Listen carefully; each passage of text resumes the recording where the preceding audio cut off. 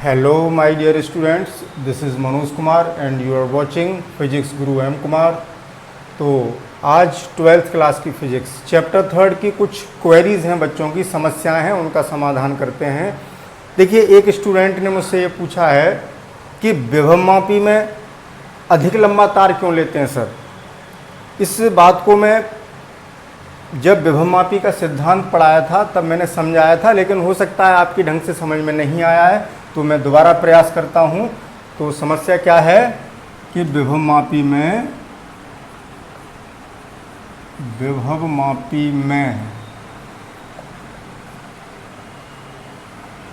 अधिक लंबा तार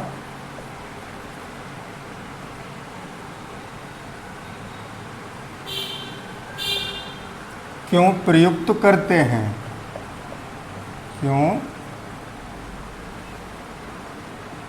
प्रयुक्त करते हैं, इसको समझें। वही देखिए, स्टार्टिंग करते हैं कि मान लीजिए जैसे ये विभवमापी मैंने बना रखा है कि हम अधिक लंबा तार यूज़ नहीं कर रहे हैं, हम 1 मीटर लंबा तार ही यूज़ करेंगे। जैसे मीटर ब्रिज में 1 मीटर लंबा तार था, तो कुछ बच्चे ये कंफ्यूज कर रहे हैं कि मीटर ब्रिज में 1 मीटर लंबा तार था, विभवमापी में इतना बड़ा तार क्यों लिया है, 8 मीटर, 10 मीटर, 12 मीटर, 14 मीटर, तार अधिक क्यों बड़ा ले लेते हैं। तो देखिए, मीटर सेतु एक अलग कॉन्सेप्ट है और विभवमापी एक अलग कॉन्सेप्ट है। मीटर सेतु से हम अज्ञात प्रतिरोध ज्ञात करते हैं और विभवमापी से हम दो बिंदुओं के बीच विभवांतर ज्ञात करते हैं।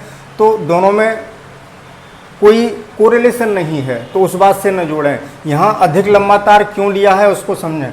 तो थोड़ी देर के लिए मैं ये मान लेता हूँ कि मैं अधिक लंबा तार यूज़ नहीं कर रहा, मैंने 1 मीटर लंबा तार ही लिया है, यानी तार की लंबाई L में ले रहा हूँ। तार की लंबाई L बराबर 1 मीटर अर्थात 100 सेंटीमीटर हो गया। ओके, ध्यान से समझना भाई। अब देखें, मैंने ये बताया था कि यहाँ पर एक मीटर पैमाना लगा होता है, जिस मीटर पैमाने की सहायता से हम उस वायर की लेंथ, जहाँ हमारा नल विक्षेप, जो नल पॉइंट आया है यानी अविक्षेप स्थिति आई है, यानी शून्य विक्षेप स्थिति आई है, उसको हम पढ़ते हैं इस मीटर पैमाने की सहायता से। ये मीटर पैमाना बिल्कुल वैसा ही होता है जैसा आप ड्राइंग में उसमें यूज़ करते हैं, ज्योमेट्री में यूज़ करते हैं। उसमें 1 सेंटीमीटर, 2 सेंटीमीटर, 3 सेंटीमीटर से लेकर 100 सेंटीमीटर तक डिवीजन्स होंगे और 1 सेंटीमीटर के अंदर कितने खाने होंगे। जैसे ये 1 सेंटीमीटर, ये 2 सेंटीमीटर, तो इसके अंदर 10 खाने होंगे। 1 2 3 4 5 6 7 8 9 10, तो यानी एक छोटा खाना 1 मिलीमीटर का हुआ। तो जब हम रीडिंग को इस वायर की इस मीटर पैमाने की सहायता से पढ़ेंगे, इस मीटर पैमाने से पढ़ेंगे, तो मीटर पैमाने से पढ़ने पर पाठ्यांक जब पढ़ा जाएगा वायर की लेंथ, यानी कहाँ पर अविक्षेप आ रहा है, तो उसमें त्रुटि आ सकती है, त्रुटि आएगी, क्योंकि आपने पढ़ा है कि त्रुटि किसके बराबर होती है, उस यंत्र की अल्पतमांक के बराबर। तो मीटर पैमाने की अल्पतमांक, जो मीटर पैमाना लगा है, मीटर पैमाने की लीस्ट काउंट यानी अल्पतमांक, अल्पतमांक जिसको लीस्ट काउंट कहते हैं, कितनी होगी 1 मिलीमीटर, क्योंकि इसका सबसे छोटा खाना 1 मिलीमीटर का हुआ, तो हमसे 1 मिलीमीटर की त्रुटि हो सकती है। अब भाई आप ये कहेंगे कि 1 मिलीमीटर की त्रुटि कैसे हो सकती है। तो ऐसा होता है कि जब एग्जैक्ट पॉइंटर, जो जॉकी है हमारी, जो जॉकी से रीडिंग पढ़ेंगे और हमने रीडिंग पढ़ी 205.6, तो ज़रूर नहीं है कि वो एग्जैक्ट 6 मिलीमीटर ही हो, 1 मिलीमीटर की तो त्रुटि होगी। तो दैट इज़ 0.1 सेंटीमीटर की त्रुटि हो गई, मीटर पैमाने की अल्पतमांक है। तो यानी तार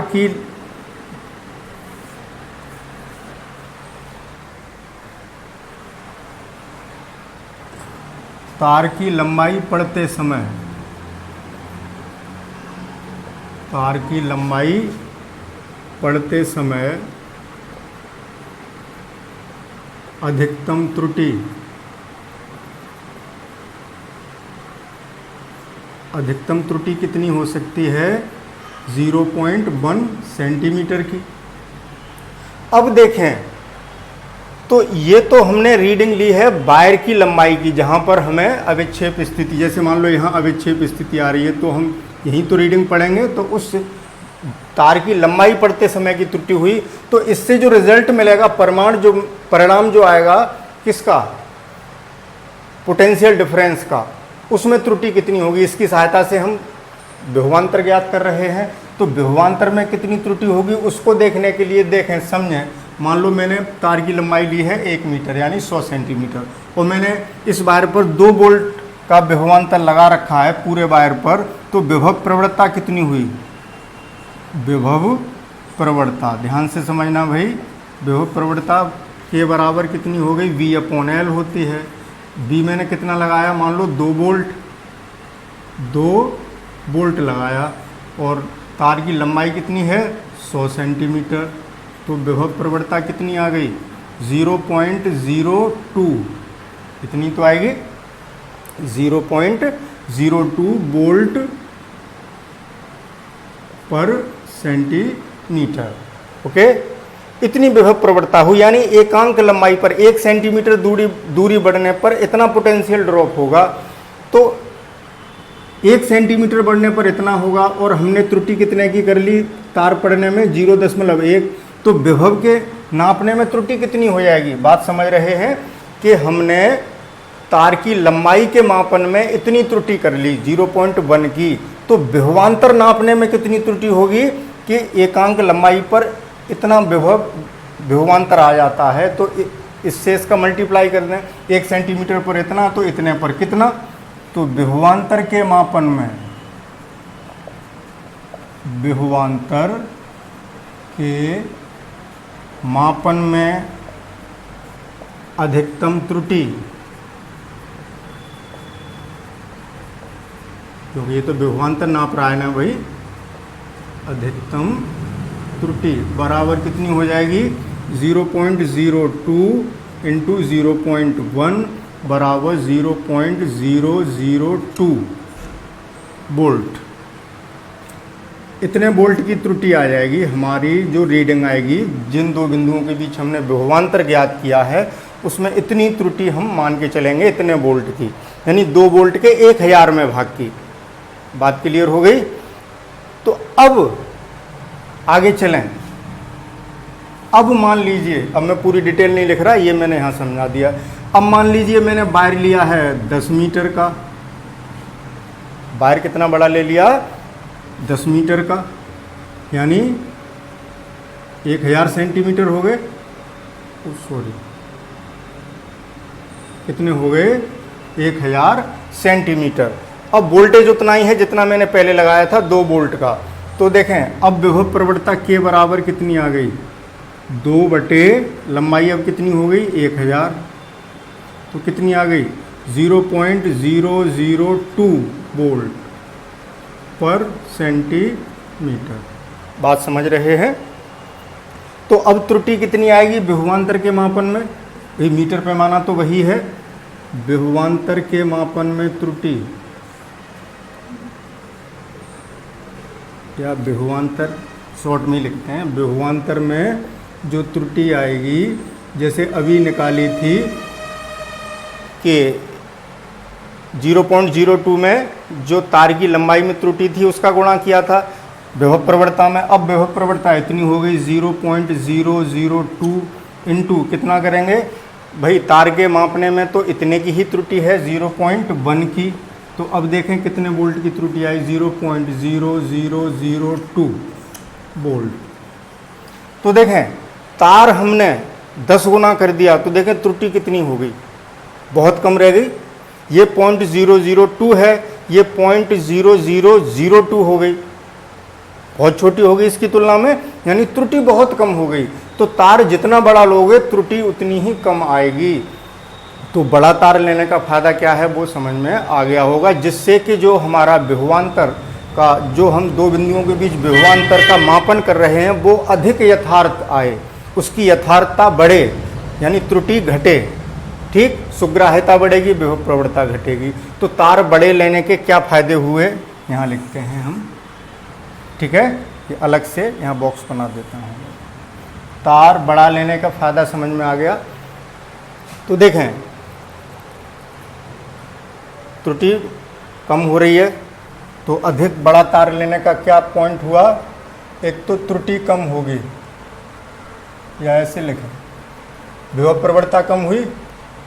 विभव प्रवणता पहले आई थी 0.02, अब 0.002, यानी विभव पतन जो हो रहा है पर एकांक लंबाई पर वो बहुत कम हो रहा है अब, तो यानी विभव प्रवणता कम हुई। ये कब की बात हो रही है भाई, जब तार अधिक बड़ा ले रहे हैं, बड़ा तार ले रहे हैं तब की बात हो रही है। बड़ा तार लेने पर विभव प्रवणता कैसी हो जाएगी, कम,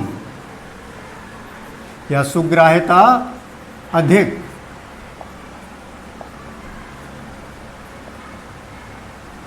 सुग्राह्यता अधिक, त्रुटि कम। संक्षेप में लिख रहा हूँ, त्रुटि में कमी आएगी, त्रुटि कम हो जाएगी, या जो हमें परिमाण मिलेगा जो दो बिंदुओं के बीच विभवांतर, उसकी यथार्थता बढ़ेगी, यानी एग्जैक्टनेस की ओर बढ़ेंगे, यथार्थता बढ़ेगी। तो भाई यही कारण है कि हम तार को बहुत बड़ा लेते हैं। तो बच्चों उम्मीद है कि आपकी ये बात समझ में आ गई ही होगी। ओके, हाँ एक क्वेरी और थी, दूसरी क्वेरी और बात करते हैं। एक स्टूडेंट ने ये पूछा था कि sir metre bridge Wheatstone bridge के मतलब उसने इस तरीके से पूछा है कि मीटर ब्रिज व्हीटस्टोन ब्रिज की तरह क्यों प्रयुक्त किया जाता है। तो भाई व्हीटस्टोन ब्रिज कोई उपकरण नहीं है, मीटर ब्रिज एक उपकरण है, व्हीटस्टोन ब्रिज एक सिद्धांत है, कोई उपकरण नहीं है कि उससे हम कोई एक्सपेरिमेंट कर लेंगे या अज्ञात प्रतिरोध ज्ञात कर लेंगे। वो तो एक नियम है, सिद्धांत है। उस सिद्धांत को लागू करने के लिए, उसको उपकरण का रूप देने के लिए मीटर ब्रिज बनाया गया है। तो मीटर ब्रिज जब बनाते हैं तो व्हीटस्टोन ब्रिज ही तो बन जाता है उसमें, वो एक नियम है, सिद्धांत है। और मीटर ब्रिज क्या है, उपकरण है। तो उम्मीद है कि आपकी ये समस्या भी दूर हो गई होगी। और कोई क्वेरी होगी तो बच्चों इसी अगले लेक्चर में फिर डिसाइड कर लेंगे। Okay, thank you for watching.